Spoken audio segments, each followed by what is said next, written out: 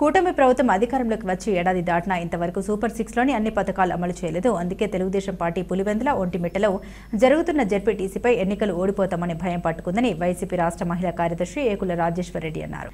ఉప ఎన్నికలు జరుగుతున్న నేపథ్యంలో ప్రచారానికి ఆదివారం ఆఖరు రోజు కావడంతో వైసీపీ నాయకులు ఒంటిమిట్టలో రోడ్ షో ద్వారా ఎన్నికల ప్రచారం నిర్వహించారు. ఈ ప్రచారంలో మాజీ డిప్యూటీ సీఎం అంజద్ బాషా, రాజ్యసభ సభ్యులు రఘునాథరెడ్డి, ఎమ్మెల్యే ఆకేపాటి అమర్నాథ్ రెడ్డి, ఆకేపాటి వేణుగోపాల్ రెడ్డి, మేకపాటి నందకిషోర్ రెడ్డి, నిత్యానందరెడ్డితో పాటుగా పలువురు వైసీపీ నాయకులు కార్యకర్తలు పాల్గొన్నారు. ఈ సందర్భంగా ఏకుల రాజేశ్వరరెడ్డి మీడియాతో మాట్లాడారు. పులివెందుల్లో వైసీపీ నేతలపై టీడీపీ నాయకులు దాడులు చేయడం దారుణమన్నారు. కూటమి ప్రభుత్వం మంచి చేసి ఉంటే ప్రజలే ఓట్లు వేస్తారని ఆమె వెల్లడించడం జరిగింది. ఓటు వేసుకునేదానికి అక్కిచ్చింది, రిగ్గింగ్ చేసుకోవడానికి, పోలీసులను పెట్టి దాడి చేయించేదానికి కాదు. అటప్పుడు ఎలక్షన్ ఎందుకు జరపాలా?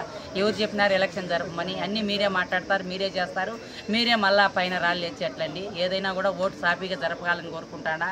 ఓట్లు మాకు పడతాయని చెప్పి ఒంటిమిట్ట పులివెందుల భయంతో సూపర్ 6 హామీలు చేయకుండా మోసం చేసిన చంద్రబాబు ఇదన్నా రెండు ఏదో ఒక విధంగా దౌర్జన్యం చేసి గెలుచుకుంటే నాకు విలువ ఉంటుంది అనుకుంటాడో. ఏమీ విలువ ఉండదు. పులివెందులు గెలిచేది మేమే, ఒంటిమిట్ట గెలిచేది మేమే, ప్రజలు మేమంతా కూడా బాగుండాము. ప్రతి ఒక్కరూ డోర్ టు డోర్ వెళ్ళి ప్రజల్ని ఎక్కడ అడిగినా కూడా అమ్మ మేము జగనన్నను పోగొట్టుకున్నాం, మా బాధలు మా కష్టాలని చెప్తూ ఉంటారు.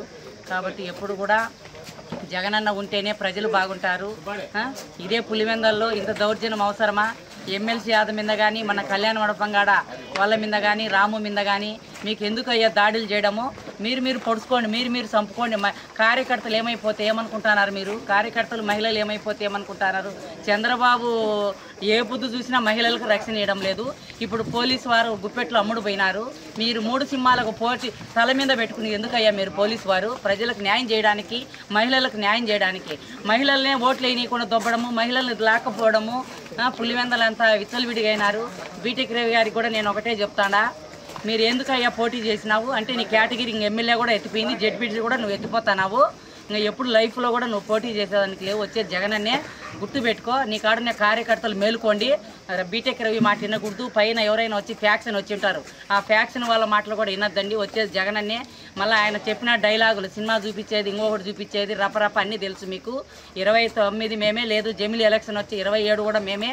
మీకు దొమ్మ ధైర్యం ఉంటే మహిళలతో డోర్ టు డోర్ ఇంటికి వెళ్ళి అడిగి, ఇప్పుడు 6 సూపర్ 6 అబద్ధాలు చెప్పినారు, 100 చెప్పి ఓట్లు వేయించుకోండి. అబద్ధాలు మేము చేసినాం కాబట్టి ప్రజలలో స్పందన బాగుంది. ఒంటిమిట్ట పులివెందుల గెలిచేది ఇక్కడ ఎరగం రెడ్డి గారు, అక్కడ గెలిచేది మన అవినాష్ రెడ్డి మనిషి.